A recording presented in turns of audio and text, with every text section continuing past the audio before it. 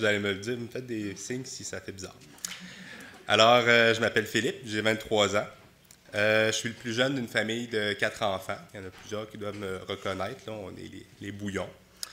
Alors, mon premier contact avec Jésus a été à travers ma famille. Donc, j'ai grandi dans une famille chrétienne et on allait justement à cette église-là à chaque dimanche. On allait dans les camps chrétiens aussi. Et bref, mes parents m'ont vraiment élevé avec les valeurs chrétiennes. Les histoires de la Bible, je les connaissais. Les histoires de l'Ancien Testament, Joseph, Moïse. Et à l'époque, c'était vraiment le Dieu de mes parents, en fait. Je me rappelle quand même que quand je priais, j'étais sincère, puis je pensais, je pense, oui, je parlais à Dieu, puis j'avais vraiment l'impression qu'il m'écoutait et tout ça, mais pour moi, c'était pourquoi que je priais à Dieu? Ben, parce que mes parents priaient à Dieu, tout simplement. C'est ça. Ensuite de ça, si on avance un petit peu à mon adolescence, j'ai eu une longue période d'isolement de ma famille pour différentes raisons. Je suis tombé beaucoup dans la rébellion, l'éloignement. Et à cette époque-là, je ressentais un profond vide. J'essayais de le combler avec tout ce que le monde pouvait m'offrir, donc les jeux, les amis, les parties, les soirées, quoi que ce soit. Bref, tout sauf Dieu et ma famille. Ensuite de ça, je suis entré au cégep en technique ambulancière. Et au début, mon désir, c'était de faire ma technique et de partir dans le Nord, tout simplement. Donc, c'était vraiment de couper les liens. Je ne ressentais pas le désir d'être en relation à ce moment-là. Par contre, comme que Kim a pu le dire, j'étais en couple avec Kim. Donc ça, c'était tout le temps quelque chose que je suis resté accroché. Et à cette époque-là, comme Kim a pu le dire, je me rappelle avoir remis en question quand même ma manière de penser. Je voyais que c'était pas sain d'avoir cette réflexion-là envers ma famille et tout ça, de vouloir couper les liens. Et j'étais très conscient de ma culpabilité. J'étais très conscient qu'il y avait de quoi qui ne fonctionnait pas, puis je faisais tout pour l'étouffer. Je voyais mes frères et sœurs se rapprocher tranquillement de Dieu, et je voyais leur vie changer. Je trouvais ça trop simple. Je me rappelais que je me disais qu'ils avaient été brainwashés. Je me disais, ça se peut pas être aussi simple que ça. J'ai de la culpabilité, je vais voir Jésus et c'est réglé. C'était impensable pour moi. Mais en réalité, j'étais juste confronté encore plus à ma propre culpabilité et au fait que je ne méritais pas de me sentir en paix comme eux, en fait. Je voyais qu'il y avait de quoi en dedans de moi qui était confronté à ça. Alors, si on avance un petit peu, en septembre 2016, je me rappelle avoir senti un profond sentiment de désespoir. J'ai été mis devant la réalité, devant les différents événements de ma vie, et je voyais clairement que ma vie ne répondait pas aux critères de Dieu. Je me rappelle avoir dit à Dieu dans une prière de désespoir, « Je ne suis pas à la hauteur de toi. » Et évidemment, j'avais raison. C'est à ce moment que Dieu m'a ouvert les yeux. Et toutes les histoires de salut, toutes les histoires de la Bible que j'avais apprises quand j'étais tout petit, ils ont commencé à faire du sens pour moi. Ils ont commencé à... Bon, j'avais appris la théorie et tout ça, mais là, je pouvais me l'approprier plus. Je pouvais vraiment sentir que ces versets-là qui parlaient du salut ou quoi que ce soit, ça s'appliquait pour moi aussi, en fait. Et vraiment, c'est pas moi qui ai ouvert ma Bible et qui ai commencé à lire. Non, c'est vraiment Dieu qui m'a ouvert les yeux. Je ne me rappelle plus du verset, mais quand Dieu nous a ouvert l'intelligence des disciples, c'est vraiment à ça que ça me faisait penser de voir que Dieu me donnait accès à toutes ces vérités-là. J'ai compris à ce moment-là que j'étais réellement mort, que Christ était réellement mort pour mes péchés. J'ai commencé à comprendre les implications pour ma vie. J'ai reconnu vraiment que j'étais pécheur. Puis, en fait, au début de ma relation avec Christ, ce qui me caractérisait, c'est que j'avais une conscience accrue de ma culpabilité. Je voyais vraiment le péché dans ma vie et j'essayais de tout faire pour l'enlever, de tous les moyens. Pour moi, c'était quasiment une checklist et j'essayais de tout enlever. Bon, évidemment, c'est pas comme ça que ça fonctionne. J'étais encore très jeune dans la foi.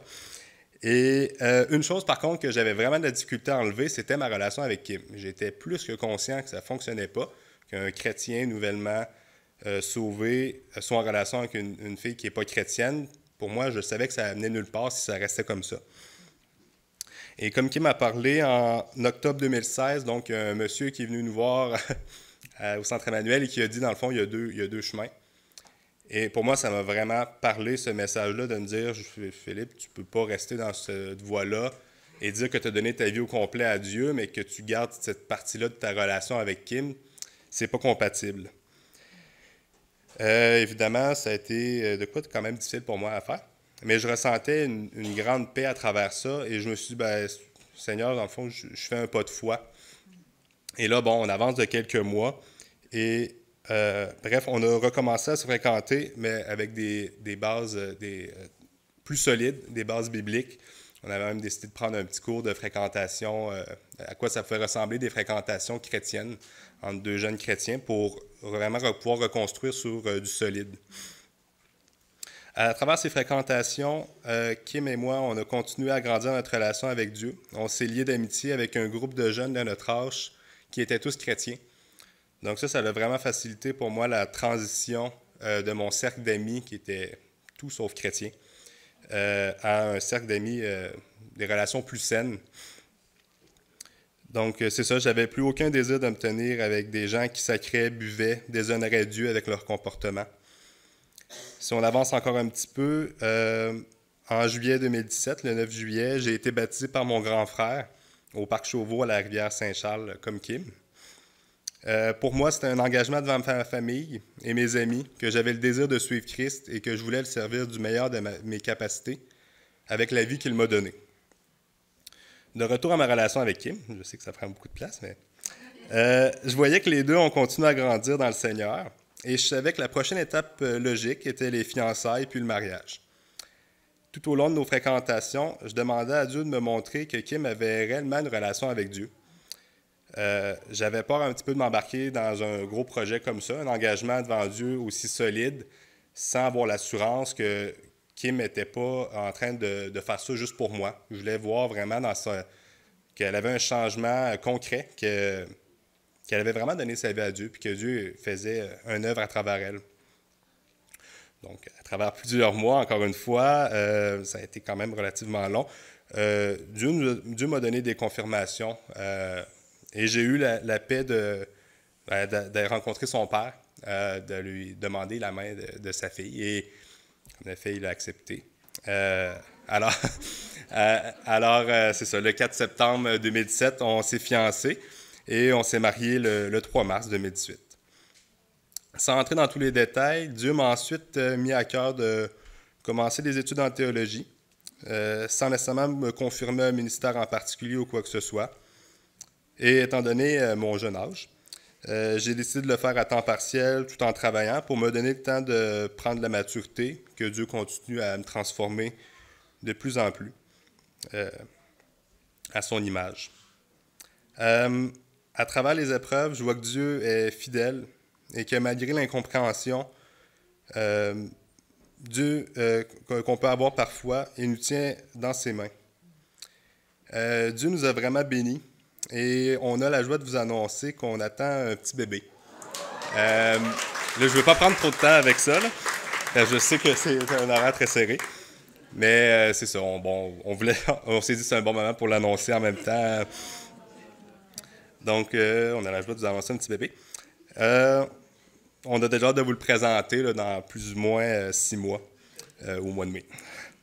Alors, pour finir, on veut s'impliquer à Renaissance parce que la parole est proclamée sans compromis. L'accueil qu'on a reçu de notre première visite a réellement eu un impact et je sens que j'ai plusieurs exemples d'hommes matures dans le Seigneur avec qui je peux apprendre et demander conseil. J'aimerais grandement pouvoir vous redonner et participer à la vie communautaire du corps de Christ, si vous l'acceptez.